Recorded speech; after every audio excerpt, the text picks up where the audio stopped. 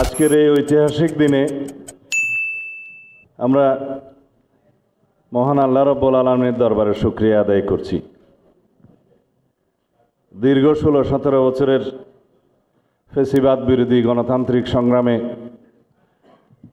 অনেক রক্তদানের মধ্য দিয়ে, রক্তের সাগর পাড়ি দিয়ে আজকে আমরা এইখানে উপনীত হয়েছি। সবাইকে আমরা দলের পক্ষ থেকে আমাদের মাননীয় চেয়ারম্যানকে স্বাগত জানাই।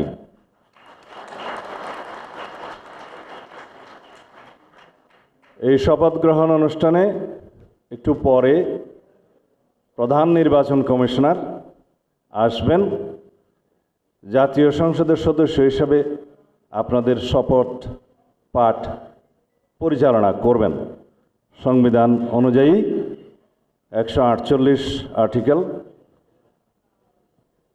2A অনুসারে স্পিকার এবং ডেপুটি স্পিকার অথবা তাদের মনোনীত প্রতিনিধি কর্তৃক 3 দিনের মধ্যে যে শপথ করানোর বিধান রয়েছে সেটা পার হয়ে যাওয়ার পরে পরবর্তী 3 দিনের প্রথম দিনে সাংবিধানিকভাবে সিইসি প্রধান নির্বাচন কমিশনার এম্পাওয়ার্ড ক্ষমতাপ্রাপ্ত হয়ে তিনি আজকে শপথ পরিচালনা করবেন। বিধায় আমরা সদস্যদের শপথ পত্র বা ঘোষণাপত্র এই সাদাটাতে আমরা দস্তখত করব শপথ নেয়ার পরে। এখানে আপনাদেরকে বলা হয়েছে আমি ... জায়গায় নিজের নাম লিখবেন এবং এখানে সংসদ সদস্যদের আসন, জাতীয় নাম্বার এবং জেলার নাম্বার। সাপোজ আমার নাম্বার হচ্ছে 294 কক্সবাজার 1, সেটা লিখতে হবে। এখানে নিচে আছে নির্বাচনী এলাকার নম্বর, স্বাক্ষর এই জায়গায়। এর বাইরে আরেকটি এই স্কাই, এটা সবুজ না নীল কালার যে ফর্মটা আছে, এটা সংবিধান সংস্কার পরিষদ সদস্যদের শপথ ফর্ম।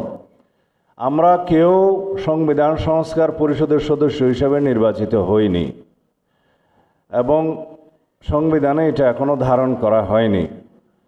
গণভোটের রায় অনুযায়ী সংবিধান সংস্কার পরিষদ গঠিত হলে সেটা সংবিধানে আগে ধারণ করতে হবে এবং সংবিধান সংস্কার পরিষদের সদস্যকে কে শপথ নেয়াবেন সেটা বিধান করতে হবে এবং কোন এরকম ফর্ম এটা সংবিধানে নেই। এই ফর্মটি 3য় তফসিলে আছে, সাদাটা। এইরকম তখন একটা ফর্ম সংবিধানের 3য় তফসিলে আসবে। সেগুলো সাংবিধানিকভাবে জাতীয় সংসদে গৃহীত হওয়ার পরে তখন জাতীয় সংবিধান সংস্কার পরিষদের সদস্যদের শপথ নেয়ার বিধান করা যাবে। বিধায় আমরা এখন সাংবিধানিকভাবে এই পর্যন্ত আমরা এসেছি, আমরা সংবিধান মেনে এই পর্যন্ত চলছি এবং আশা করি সামনের দিনেও চলব।